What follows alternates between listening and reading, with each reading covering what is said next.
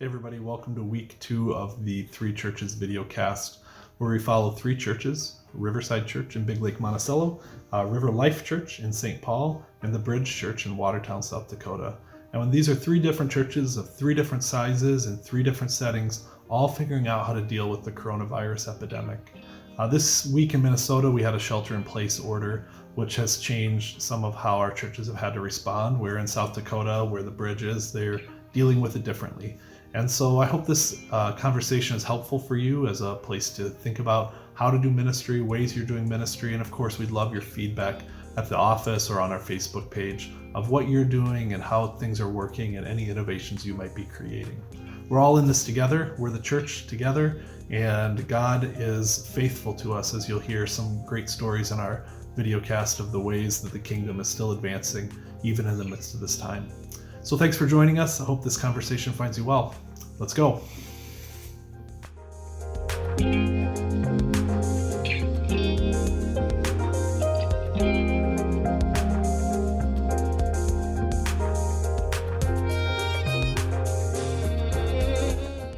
All right, well, welcome you guys. Welcome back this week. It's been an eventful week in how the coronavirus has continued to spread and how that's affected our churches and our ministries. And so this is week 2. So as the story unfolds, we'd love to hear more about your churches and how you're dealing with this stuff. So Nate, Greg, thanks for coming back again. We didn't scare you off the first time. So we're going to start with you, Greg. And since last week, the governor has had a stay-at-home order, and so that's been a big change. So just want to know, what did your church do at River Life last week in response to all of this? The decision we made was we decided not to record at church, and we did everything from our homes. And so our service was a combination of live content, and then recorded segments. And so we also shot for a shorter service. We did a 1-hour service versus a normal hour and 20-minute service. And we split it into three or about 10 3 to 5 minute segments. And with the idea of being able to move a little faster through a service instead of, and then a 15-minute sermon. And so we started to talk about this idea of short form service versus long form, something that can be experienced on screen as short form versus in person as long form. And so I operated as host. I kind of joked that I was pastor and producer, because at my house we operated as the hub. I was the one who was actually streaming it through OBS and kind of going from segment to segment. And then I did opening, closing benediction, a prayer, scripture reading, some of those components. We had our associate pastor preach, our worship leader sang a couple songs, and then transition between each of the segments. That's what I did. And one of the other things we did was we tried for a much more casual feel. I wore a t-shirt, not unlike what I'm doing now. And I didn't shave for a few days. We used phrases like "from our home to yours." We even had our dogs join us at the beginning of the service, my wife and I, just to show, listen, we're in this, and this is our little family. Who's with you today as you're with your family? And so we went for a much more casual feel for service as well. Cool. Well, we're going to talk about what went well, what didn't, but this week we're going to do a Star Wars theme. So that's why we're starting with you, Greg. Star Wars theme. Thank you. So we're going to start with the biggest win. Here it is, the Death Star blowing up. There we go. I'm not great with this, but Greg, what was your biggest win this week? So the biggest win was probably the segment idea. We heard from a lot of people that it was engaging. It was a lot easier to connect back into the service when you got distracted by kids running around, by something else happening, so it was much easier to jump back in and still be a part of the service and not end up in the middle of sort of a 3-song worship set, for instance. And so that one, and then it also provided a really good variety for people. One of the other big wins was our worship director just killed it. So we did 3 songs. We normally do 5. We did 3 songs, and he recorded 2 songs just in his home basement, a little makeshift recording studio, and then he overlaid the lyrics on it, and it was personal and really intimate and really just great. And then for the third song, or our middle song actually, he took one of the old recordings from our services. He found one of his favorites, edited it down, threw on the lyrics, and played that kind of as we jokingly thought it was as more of a rerun, but it turned out people loved it. Particularly, they were commenting just consistently in that segment how much they loved seeing the church and the building and the stage and the lights and the heads of people. And so, yeah, so that was an unexpected win for us. Okay, well, not everything can be a win, and we all experience epic fails. And so here's our Star Wars themed epic fail. Luke Skywalker, there's his hand and the lightsaber. So, Greg, when did your hand get cut off this week? What was your epic fail? So this one's easy. So we tried to FaceTime in the worship director and the associate pastor who recorded the sermon before their segment to get a little live interaction. Totally bombed. And I don't know. So basically, we think I just didn't have the bandwidth to be streaming out and streaming in simultaneously. So we tried it once, it totally tanked. And I was foolish again to try it a second time in service, and it tanked again. So needless to say, we will not be doing FaceTime and a live stream simultaneously. Awesome. Thanks, Greg. It's good to hear how things went on Sunday. What was fun this week is I kind of tuned into all 3 of your churches, so I got to experience all 3 of what you did. I don't know if I told you guys that, but thought that'd be good research before we do the pod here. So Nate Sickler, let's jump to you. What did you guys do this week, both in service and outside of service, and response to this? Yeah, absolutely. Our in-service time, we continue to do a 1-hour service, but we last week added on a couple of things on both sides of the service to try and up the relational value of what we're doing. And so pre-service, we do a 15-minute host segment where 2 of our staff team are doing some both announcements, but also just some processing the week with each other and just having some fun together and even interacting with some people online a little bit. And that's been very well received. Not only has it been a positive thing with people commenting and stuff, but it's also driven additional sharing of our stream out on Facebook. And so that's been a really positive thing. We also added to that a wrap up at the end of the series where 3 of our team, our senior pastor, as well as those 2 that we're hosting as well, did just after the message, talking about the next week, talking about Easter coming up, and just an additional relational moment for everyone. And I think that's the biggest change that we've seen in our service structure as a whole in the last few weeks, is that we've really upped some of the relational components because none of us are together. And so we're all distant. And so let's be as relational as we can be. Also, our student ministry has been trying to broadcast on Wednesdays online and have been actually really successful with that. And they've been doing some really cool creative stuff, some crowd games that are distance crowd games. Like they had kids this past week grab 5 condiments out of their fridge and bring them, and then they did a game with those and some things like that. So, but at the same time, also processing just the moment we're in with some volunteers that are in the medical field, just trying to help students process what is going on. And so that's been really well received as well. How about you guys' small groups? I know you guys have continued to do small groups online. That's been going well? Yeah, it's been going very well. We're really grateful to see how much our groups have been open to going on and trying video conferencing. So we've seen over 70% of our groups engage with it and try it, and it's going really well. There's been some hiccups. I mean, everybody that's tried this video conferencing thing as a main form of communication, I think, is realizing, wow, sometimes it works really well and sometimes it works really not well. But people are rolling with it, and it's going positive overall. All right, Nate, out at Riverside, what has been the biggest win? Where did you blow up the Death Star this week?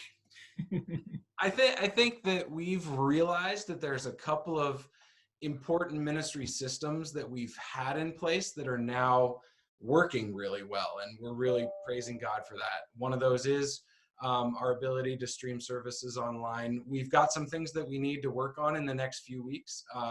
One of those is that our streaming service is going to need to transition entirely, and so that's a big project. We'll see how that goes. I think it'll go real well, but it's going to be a project. But the streaming's working well, and our small groups, our people are receiving care at a pretty high level. If you're in a small group or on a serving team, you get a connection once a week at least, and so that's something we're really excited about and grateful for. And I know that something exciting happened with 6 people on Sunday. Can you tell us Yes, that? yes, we had 6 professions of faith as a part of our Sunday services, and so we're humbled by that. I mean, we know that God is still working and He's still moving, but it's wonderful to see some direct fruit of that, and we're praising Him for that. That's a good thing to just remind us that God is still active and at work, and even though we're not with each other physically, God is still moving. And okay, so that's about as epic of a win. You blew up Yeah, Satan's Death Star over yeah. 6 people's lives. This is awesome. Mhm. But there are moments where we have our epic fails Get your hand cut off. and get cut off.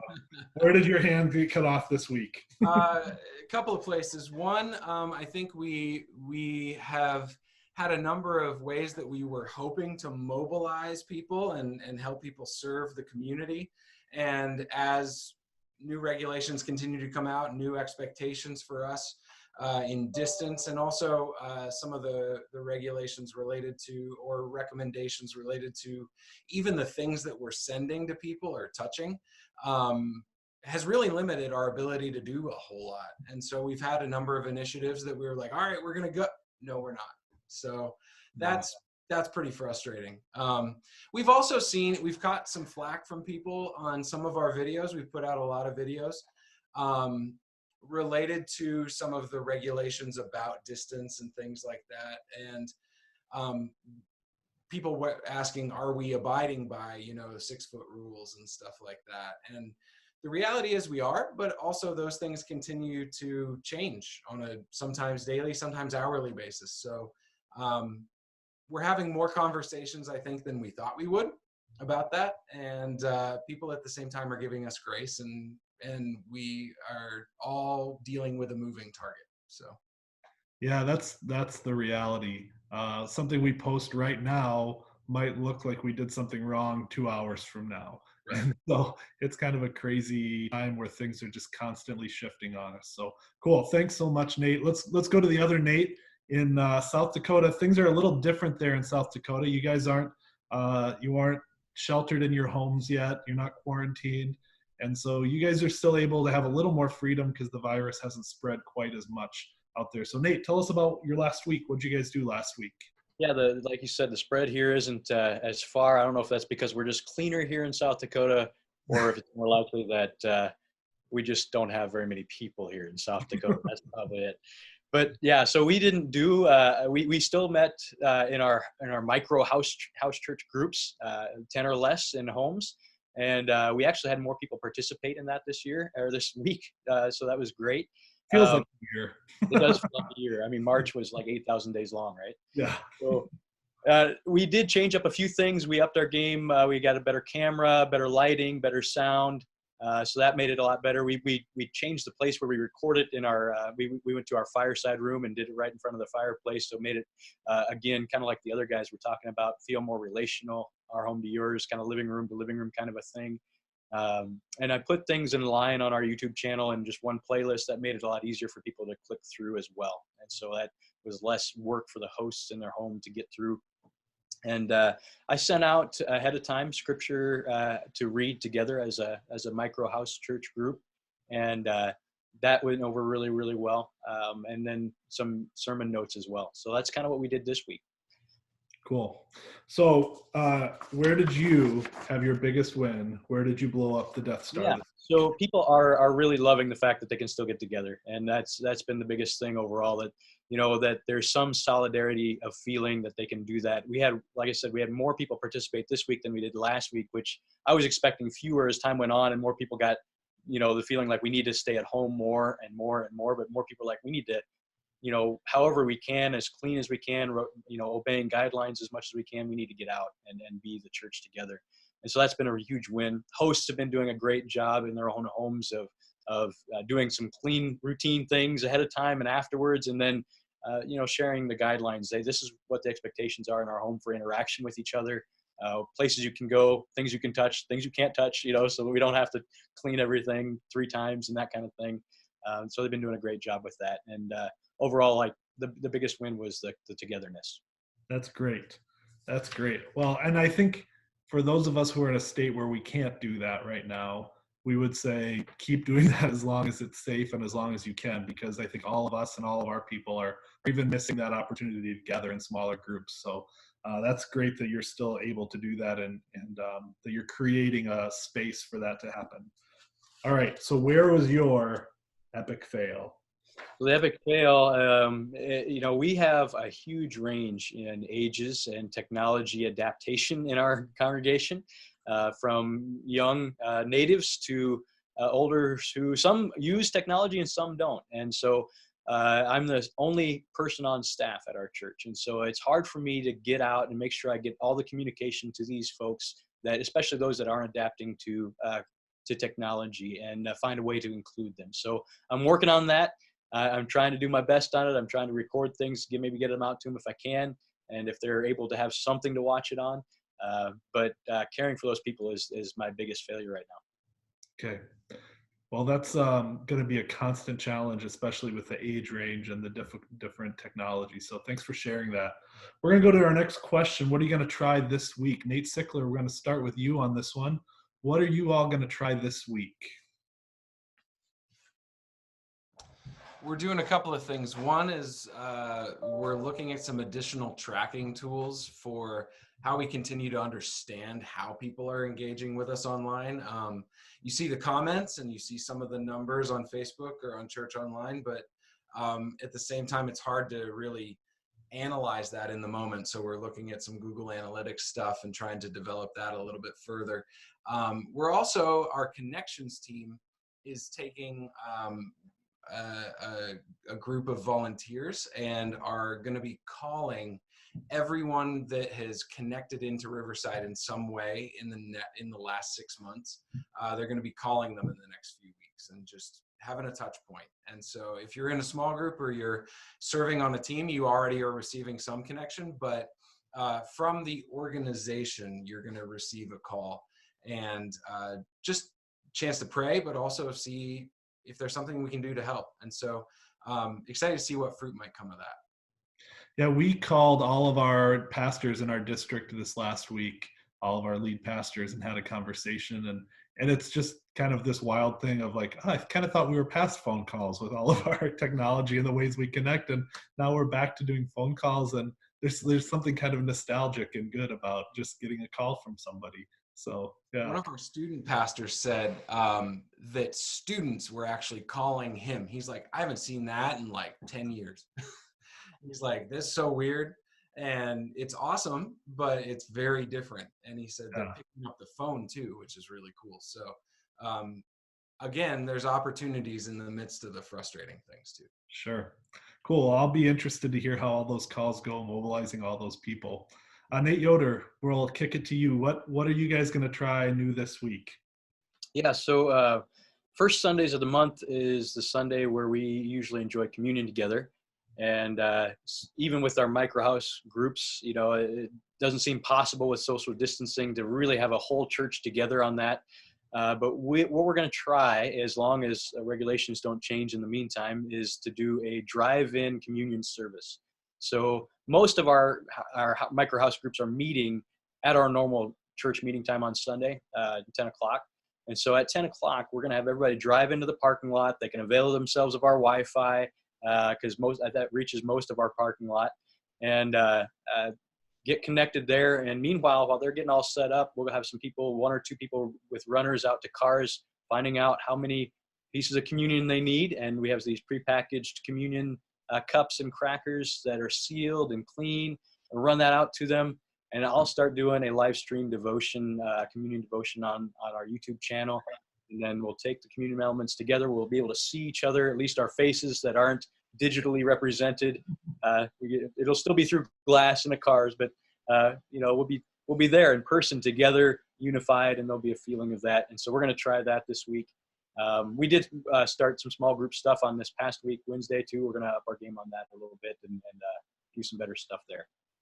Cool. Well, I'll be interested to hear how that goes next week. That's drive-in communion. It's way better than a drive-in movie. That's awesome. Right. Greg, what about you guys? What are you guys going to try new this week? Well, we've got 2 things we're going to shoot for this week. So the first is user-generated content. I just put a call out on Facebook for people to record a video and submit it to us to be used in service. And I describing 2 categories, either funny or inspirational. And I gave examples like record a testimony, a song, read your favorite verse, tell a joke, anything like that. And individuals, families, kids, pets, anybody else can record. And so I'm really interested to see what will get submitted, because people are home and we have a young congregation, so they're already recording stuff, putting it up on Twitch and on Instagram and all of those. And so it's going to be really interesting. And like the funnier stuff we'll use at the beginning, sort of as part of our opener segment, and then the more inspiring spiritual biblical stuff we'll use throughout. We already have 1 testimony. She's going to be recording that of an amazing healing that happened this past week, and then another one, a song. And so I know we'll have 2 by this Sunday, but I'm thinking we're going to have some more. So that's one. And then the other one that we're going to try, we're still working out the details of this, but we're calling this our lobby. And it's going to be a separate Zoom call that we do after service. Anybody can jump on and join the lobby. And then we'll be able to see all of these live faces of people and saying hi. And there's something different about kind of consuming a live stream versus participating on a Zoom call. What exactly we'll do in it, we're still working that out. But we might do like some guided questions, throw up a question and just hit people. So what do you think? What do you think? What do you think? There's also a feature in Zoom that we're actually looking into right now called breakout rooms. And it allows like 2-3 people to break out into a private room and have a conversation. So our lobby time after service is such a huge part of the life of River Life. And so this is our attempt to replicate what happens in the lobby for the 15 to 20 minutes after service. So we still have a lot to figure out, but we think it could have some good potential. I have some high hopes for those videos. There was a River Life camping trip 2 summers ago where they did an epic dance-off, whatever song people wanted to do. And the kinds of things that the River Life community put together in an hour for the epic dance-off was one of my favorite things that have ever happened at a church event. And it was all appropriate, but it was hilarious. It was. Yes. We have got some incredibly creative, fun, generally uninhibited people. So yeah, I am absolutely expecting just some great videos and stories. That's great. Thanks, Greg. Well, let's jump into a new question for this week. And this is about you each as a pastor and as a leader, both as you're leading your church and your homes and your families and your role. All of this has made us change at such a rapid pace. All our rhythms have gotten off kilter. All of our routines are different. And so this is an opportunity where each of us are learning a lot about ourselves. And so I wanted to ask each of you, what is the one thing this week that you were really learning about yourself? And Nate Yoder, we're going to start with you on this one. Yeah, so mine has a lot to do with that routine piece in particular. I think it's just so easy. I'm learning that it's so easy to miss what God may be wanting to do or is doing through a crisis, or what he might want to be doing differently in and through us as a church body when we get into a routine that seems comfortable or easy, or just, hey, this is great, things are going really well, and we want to keep it going. But sometimes God wants to do something different, and we're not watching for that as often when things are going really, really well. And so this has really forced me to look around and see those areas where God might be doing something differently, areas where he's working that I haven't been paying attention to, things like that. Awesome. Thanks, Nate. Greg, what about for you? What are you learning about yourself? So a big one is that I need rest. And if you listened last week, I talked about how I ran pretty fast for a couple weeks and sort of fried myself out. And so last week I took some days off. And I also started implementing, kind of getting back to some spiritual practices that I hadn't done with any regularity for a while. And I am in a much better place this week than I was last week.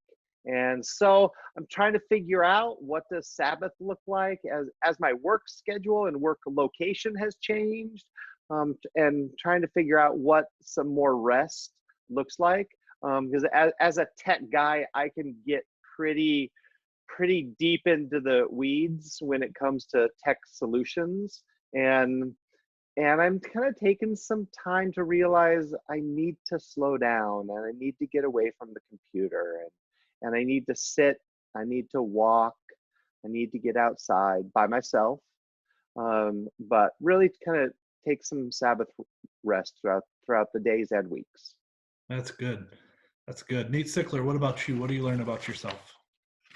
I think so. Like, submitting ourselves to God's timing in the midst of stuff we can't handle, like, that's a key part of humility. I need more humility. I think that's just the reality. This is for me a season of a lot of hurry up and wait. There's opportunities to do a lot, but everything takes a lot more time. And so, like, video conferencing is great. It's wonderful that we can connect and see one another. And I've utilized it in my regular workflow kind of for a while now, but as a supplement, not as the thing that is the way that you connect and get work done. And now that it's the thing, it's incredibly slow compared to just normal connecting with people. And so there's a lot of hurry up and wait, and I struggle with that. So recognizing that in the moment of whatever we're doing, there is something meaningful that I can step into with the Lord and say, okay, what are you going to teach me in the midst of this? Having that humble heart attitude is something that I'm recognizing I need to grow. Yeah, that's good. Thanks for sharing that. For me, I'm getting to the end of a work day and not knowing how to transition well into family time, life routines, because the workday is a little more connected to family. I've got, a 6-year-old and an almost 5-year-old, and so we're all kind of connected throughout the day. If I go up to get a cup of coffee, run into each other, say hi for 10 minutes, and then get back at it. But I haven't been able to physically not still send emails and do stuff, but like mentally and emotionally to like switch to like, what does this look like for the rest of the night to have a good time with family. I'm just wrestling with how that emotional switch or gets flipped in me to be really present really well. And so working on that. We had a little bit better night last night. Talked about it with my wife beforehand. I was like, I don't know how to have the rest of the night here. I just don't know how to do this. So we got a few things done. And of course, her answer, some of it was, well, the fireplace still needs to be cleaned out. That would be a good way to transition to being part of the household. And so that was so maybe I need chores. That's pretty much the answer, is that I need chores to make that transition. So all right, last question. We're going to go around. We're going to start with Greg. Greg, the last question is this: what's the biggest question you're still wrestling with this week? So there are two big questions, one practical, one a little more discipleship oriented. So the practical question is, how long will this last? And none of us know. And this has come up because of the question of money, particularly, should we spend money? Like, should I buy some better lights? Should we buy an external microphone? If we're doing this for what, 2 more months? Yeah, let's invest a little money. If we'll be back in church recording services in a couple weeks, let's not spend money. So that's certainly not the biggest question, but that is one of the questions that we've been talking about this week that's just really practical. And then the kind of the bigger question is, what does ongoing discipleship look like? So we have like 2 of our life groups are still going, but our others aren't. And we're having a meeting this week with our life group leaders to talk about what does it look like? What could we do? Those that want to start, how can we help you with the technology? Those that don't want to start, is there another option? Is there another way that discipleship looks like? And we don't know. And so that one, and then a third one that really our youth director and kids director, they're thinking about this one more, is that for the youth and kids, what do parents need more to help them disciple and help them kind of manage and teach and shape their kids? Not as much what do kids have. We're doing that decently with some videos and some online games and things like that, but what do the parents need? As a parent of kids at your church, I'm very excited for the conversation. Well, that's good. Hopefully we'll come up with a good answer to that. I'll let you know. Nate Sickler, you're up next. What's your biggest questions you're still wrestling with? I think it's the same question as last week, which is, how do we mobilize people from a corporate standpoint? I think we're seeing people care for people well in groups and just interpersonally, which, if we're gonna err one way, that's wonderful. At the same time, there are some corporate things we would love to do that we just can't because of some of the limitations that we have. And so, how do we help people well? That's really the question. And we're trying to be creative with that, and we'll see where it continues to go. Yeah, that's good. Nate Yoder, what about you? What's your biggest question you're carrying into this week? Yeah, so I'm wondering, kind of similar to Greg, how long is this going to last? And so what does that mean for our community afterwards? What's church going to be like after this? What are we going to come out of this, and how are we going to come out of this differently so we can better serve our community, and so we can better be the church even ourselves? And so that's the biggest question I'm working through. What is the church going to look like after this is all, quote unquote, over? Yeah, those are great questions. Well, thank you guys for your time. I think this was really valuable. The journeys you're on is valuable, both as you guys as leaders, but also the churches that you lead. It'll be really interesting next week to circle back on some of this stuff, and then also just see what you're planning for Easter. That's going to be a whole nother conversation we get to have. So thanks again, and we'll tune in next week, okay? Thanks again for joining us on the Three Churches videocast. We'll be back next week to talk about Easter and what our churches are planning to do then. Also, we'll have some more follow-up questions on how the things did that they're working. So we create a little bit of a feedback loop for what our churches are trying and what's working and what isn't. Again, today I'd like to end with a prayer, just as we know, even as we have lighthearted conversation, there is a real need for our Lord to heal the sick and for our Lord to empower us to be his witnesses even in this time. So I'm going to close with this prayer. Keep watch, dear Lord, over those who work or watch or weep these nights, and give your angels charge over those who sleep. Tend to the sick, Lord Christ. Give rest to the weary. Bless the dying. Soothe the suffering. Pity the afflicted. Shield the joyous, and all for your love's sake. Amen. We'll see you next week.